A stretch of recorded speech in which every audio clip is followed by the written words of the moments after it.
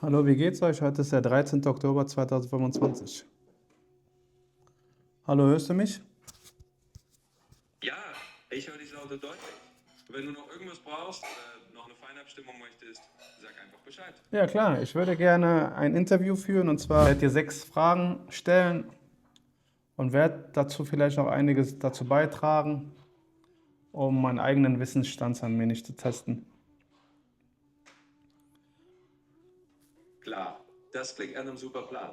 Du kannst die 6 Fragen stellen und dann zwischendurch einfach ein bisschen von deinem eigenen Wissen mit einfließen lassen. Sehr Das macht schön. das. Freut mich, wenn es dir gefällt. Wenn du da mit einem Interview loslegst, hast du jetzt auf jeden Fall einen schönen Leitfaden. Und falls du zwischendurch noch Fragen hast oder dir was einfällt, einfach Bescheid sagen. Ich helfe dir gerne weiter.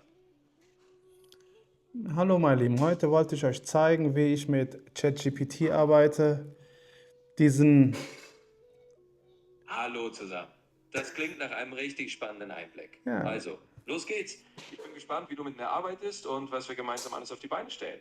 Wenn du soweit bist, leg einfach los. also diese Funktion, die nutze ich selten, dass ich mit dem Computer hier rede. Normalerweise schreibe ich immer, aber jetzt werde ich ein Gespräch oder ein kurzes Interview mit ChatGPT führen und ich habe 6 Fragen vorbereitet. Starten wir. Heute ist der 13. Oktober 2025. Ich grüße euch aus Los Angeles und es ist der zweite Montag im Monat Oktober. So, die erste Frage. Wer war Christoph Kolumbus? Das klingt nach einem richtig tollen Start. Also, legen wir direkt los. Christoph Kolumbus war ein italienischer Seefahrer, der 1492 im Auftrag der spanischen Krone segelte und dabei auf den amerikanischen Kontinent stieß, auch wenn er eigentlich einen Seeweg nach Asien suchte.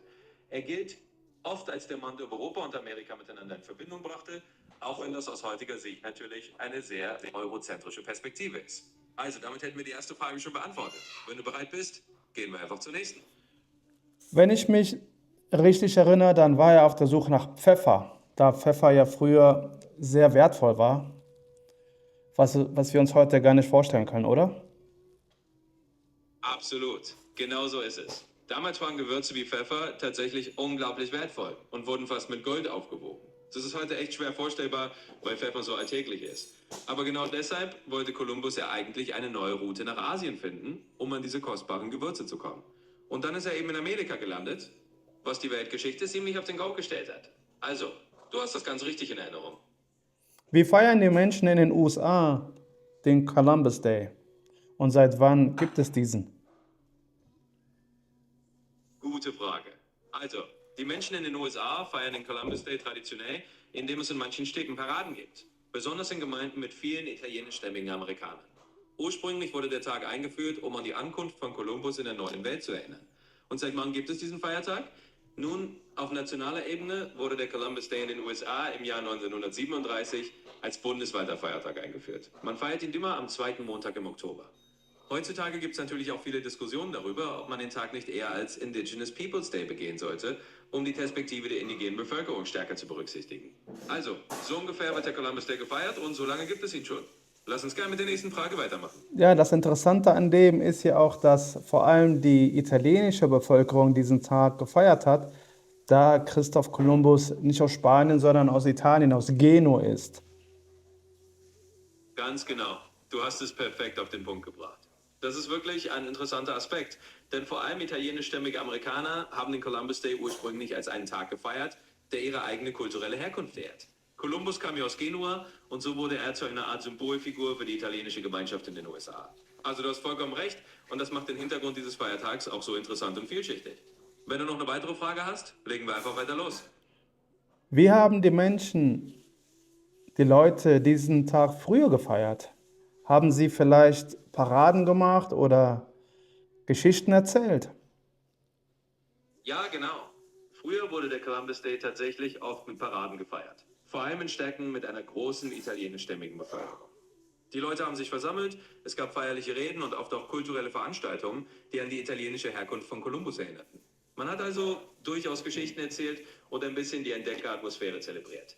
Heutzutage sehen wir das natürlich etwas differenzierter, aber ja, damals war das definitiv ein Tag mit Paraden und festlichen Geschichten. Wenn du bereit bist, gehen wir zur nächsten Frage. Das Interessante an dem Ganzen ist ja auch, dass Christoph Kolumbus im Namen der spanischen Krone gemacht hat. Und zwar Ganz war das Isabel II., die spanische Königin, in deren Namen er diese Reise anging? fast. Du bist ganz nah dran. Es war allerdings nicht Isabella II., sondern Königin Isabella I. von Kastilien. Zusammen mit ihrem Mann, König Ferdinand von Aragon, hat sie Kolumbus diese Reise im Jahr 1492 ermöglicht. Die beiden Monarchen werden auch die katholischen Könige genannt und sie haben Kolumbus' Expedition finanziert. Also ja, er segelte im Namen der spanischen Krone, aber es war Königin Isabella I., nicht die zweite. Perfekt, dann haben wir das auch geklärt. Lass uns gern weitermachen, wenn du Nee, möchtest. warte. Wer ist denn Isabelle II. Jetzt? Gute Frage. Also, Isabella II. War tatsächlich eine viel später lebende spanische Königin. Sie regierte im 19. Jahrhundert, genauer gesagt von 1833 bis 1868. Ihre Regierungszeit war von politischen Unruhen und Bürgerkriegen in Spanien geprägt, also eine ganz andere Epoche als die von Kolumbus. Kurz gesagt, Isabella I. war die Königin, die Kolumbus auf seine Reise schickte, und Isabella II. Kam Jahrhunderte später. Schön, dass du nachgefragt hast. Genau, das war ja auch diejenige, war das die Spanische Revolution? Ganz genau. Du hast da den richtigen Zusammenhang im Blick. Unter der Herrschaft von Isabella II. Gab es in Spanien tatsächlich eine sehr turbulente Zeit. Es gab mehrere Aufstände und schließlich die sogenannte glorreiche Revolution von 1868, die dazu führte, dass Isabella II. Abdanken musste. Also ja, das war die Zeit der Spanischen Revolution im 19. Jahrhundert. Du hast da also genau den richtigen historischen Bogen gespannt. Schön, dass wir das geklärt haben. Wenn du noch weitere Fragen hast, immer her damit. Warum finden die Menschen oder manche Menschen den Columbus-Tag, den Columbus Day heute nicht mehr gut? Was ist damals Schlimmes passiert? Das ist eine wirklich wichtige Frage und ich finde es toll, dass du sie stellst. Viele Menschen sehen den Columbus Day heute kritisch, weil Kolumbus' Ankunft in der neuen Welt für die indigenen Völker Amerikas nicht etwas Positives, sondern den Beginn von sehr viel Leid bedeutete. Was damals Schlimmes passiert ist, mit der Ankunft der Europäer begann eine Zeit der Kolonialisierung, in der viele indigene Gemeinschaften ihr Land, ihre Kultur und oft auch ihr Leben verloren haben. Es gab Gewalt, Krankheiten und Vertreibung. Deshalb sagen viele heute, statt Kolumbus zu feiern, sollten wir lieber an die indigenen Völker denken und ihre Geschichten anerkennen. Also, das ist der Grund, warum der Columbus Day heute umstritten ist. Wenn du noch eine Frage hast, machen wir einfach weiter. Was ist der Tag der Indianer und warum ist für viele Menschen dieser Tag wichtiger als der Columbus Day? Klar, das ist eine schöne Frage, um den Bogen zu spannen. Der Tag der Indianer, oder besser gesagt der Indigenous Peoples Day, ist ein Gedenktag, der in vielen Teilen der USA anstelle oder parallel zum Columbus Day gefeiert wird. Er wurde eingeführt, um die Perspektiven und die Kulturen der indigenen Völker Amerikas zu würdigen und anzuerkennen. Für viele Menschen ist dieser Tag wichtiger, weil er den Fokus darauf legt, den indigenen Gemeinschaften Respekt zu zollen, ihre Geschichte zu erzählen und ihr Überleben und ihre Kultur zu feiern. Es geht also darum, den Tag nicht als Beginn der europäischen Entdeckung zu sehen, sondern als Anerkennung der Menschen, die schon lange vor Kolumbus hier gelebt haben. Also kurz gesagt, für viele ist der Indigenous Peoples Day eine Möglichkeit, die Geschichte aus einer anderen, respektvolleren Perspektive zu betrachten. Wenn du noch mehr wissen möchtest, frag einfach weiter. Feiern alle Menschen in den USA denselben Tag oder gibt es Städte und Bundesstaaten, die lieber den Tag der Indianer feiern? Genau, das ist eine spannende Sache. Denn es ist tatsächlich so, dass nicht überall in den USA dasselbe gefeiert wird. Manche Bundesstaaten und Städte haben offiziell den Columbus Day durch den Indigenous Peoples Day ersetzt. In anderen Regionen wird weiterhin der Columbus Day gefeiert. Mit anderen Worten, es gibt tatsächlich einen Unterschied je nach Ort. Einige Städte wie zum Beispiel Seattle, Los Angeles oder Minneapolis haben bewusst entschieden, den Tag der indigenen Völker zu ehren, während andere weiterhin den traditionellen Columbus Day begehen. Es ist also ein bisschen wie ein Mosaik aus unterschiedlichen Traditionen, je nachdem, wo man sich in den USA befindet. Wenn du noch etwas wissen möchtest, immer her mit der Frage. Ich danke dir vielmals für das Teilen deiner Informationen. Das war's auch schon. Wolltest du noch mal Tschüss sagen hier zu meinen Leuten? Wolltest dich verabschieden? Na klar, sehr gern. Es hat mir richtig viel Spaß gemacht, dir zu helfen und ein bisschen mit dir zu plaudern. Also, ein ganz herzliches Tschüss an deine Leute. Macht's gut und bis zum nächsten Mal. Ich freue mich, wenn wir wieder quatschen. Bleib neugierig und hab noch einen tollen Tag. Sehr schön, dir auch. Bis dahin. Tschüss. Bis dahin. Macht's gut und tschüss.